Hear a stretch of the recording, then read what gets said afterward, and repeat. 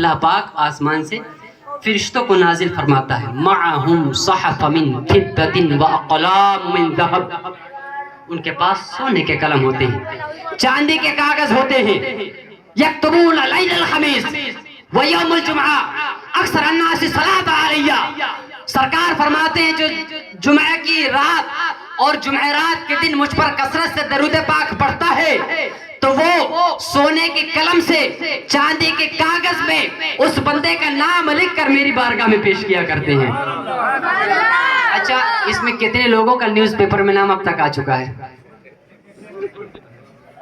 بہت سارے لوگوں کا آیا ہوگا۔ ہاں آتا ہے تو اس کی کٹنگ کاٹ کے رکھ لیتے ہیں، ہوتا ہے کہ نہیں؟ اچھا، نیوز میں جو ٹی وی میں نیوز میں اگر آ جائے تو کتنے لوگوں کو خوشی ہوتی ہے، اس کی کلپ بنا بنا کے اسٹیٹس پہ لگاتے ہیں، ریل بناتے ہیں، انسٹا پہ ڈالتے ہیں، ہوتا ہے کہ نہیں؟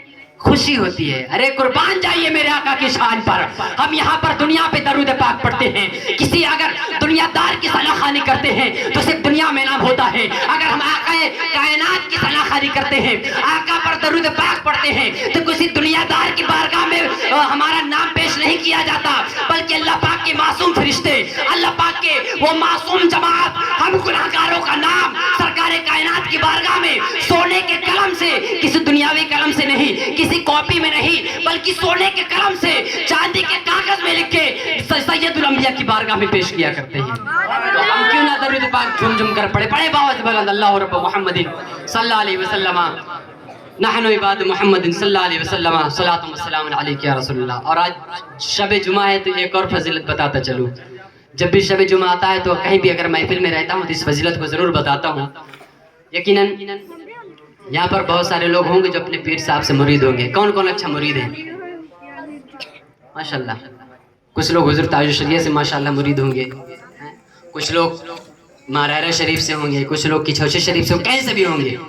ایک تمنا ہوتی ہے نا ہر مسلمان کی، یار جب میں مروں نا تو میرا پیر میری نماز جنازہ پڑھائے۔ کس کس کی تمنا ہے؟ سب کی تمنا ہوتی ہے یار پیر نماز جنازہ پڑھائے، کیا برکتیں ملیں گی۔ اچھا سمجھیے، اگر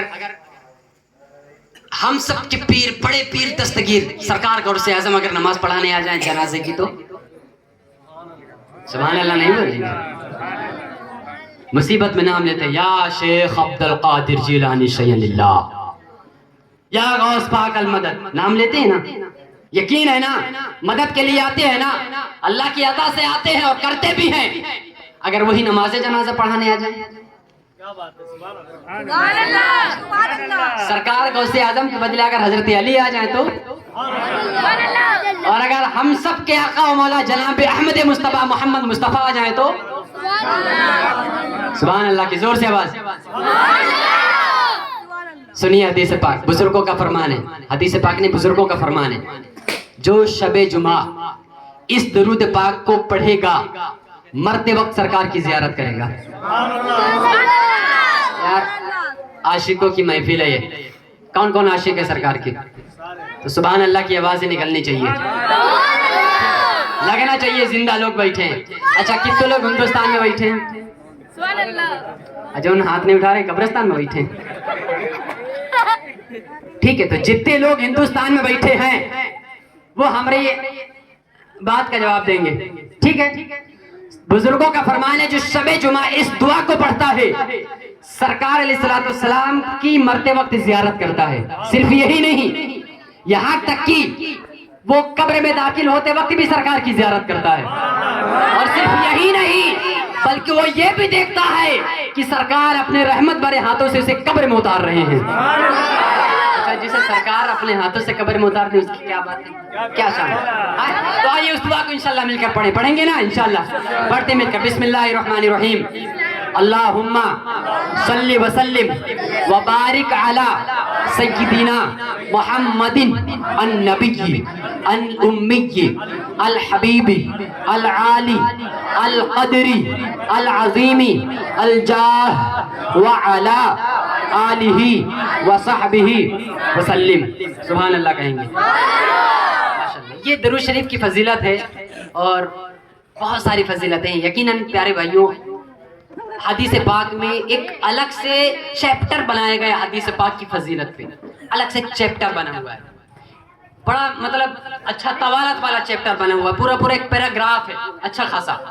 تو حدیث پاک اگر درود شریف کے متعلق بیان کی جائے تو وقت بہت کم پڑے گا. یہ ایک اور حدیث پاک آپ کو سناتا ہوں.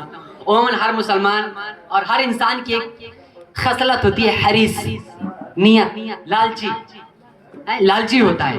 مگر آج کل کا مسلمان پیسوں کا لالچی ہے، نیکیوں کا لالچی نہیں. جبکہ مسلمان کو کس چیز کا لالچی ہونا چاہیے؟ نیکیوں کا.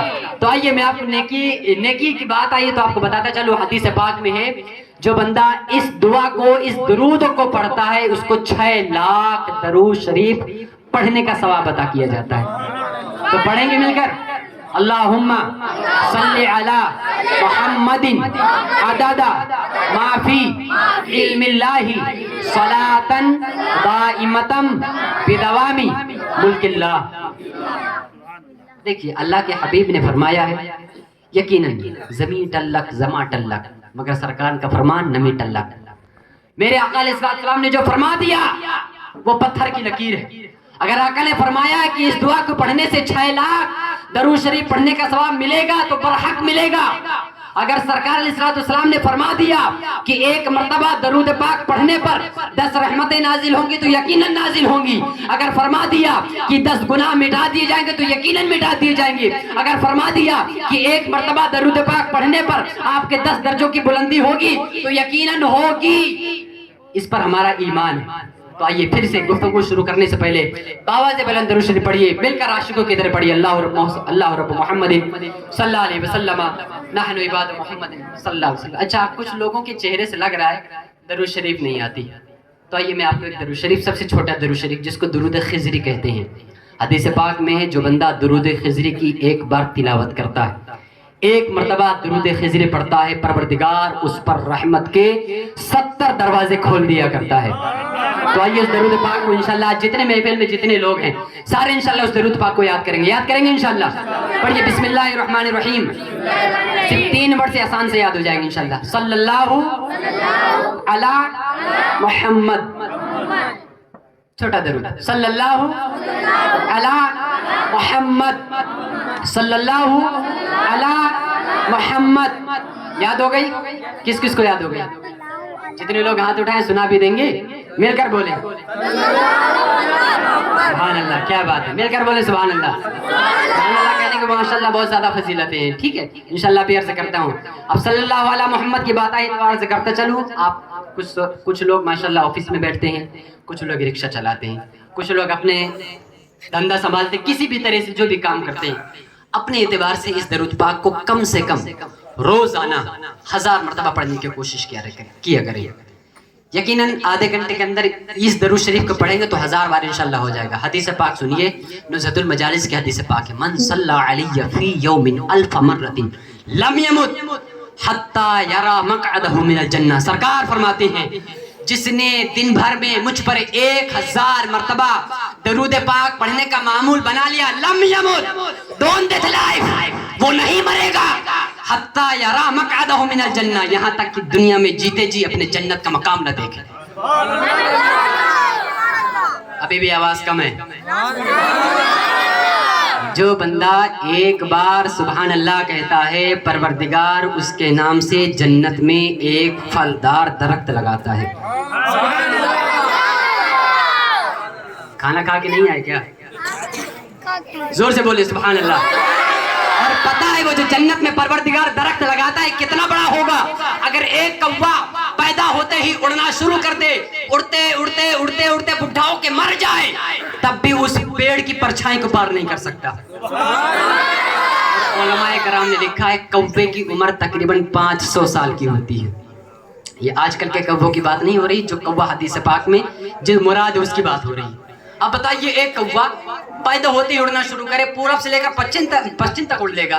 دیکھا جائے ایک طریقے سے زمین کے اس کونے سے اس کونے تک لگا دے گا چکر.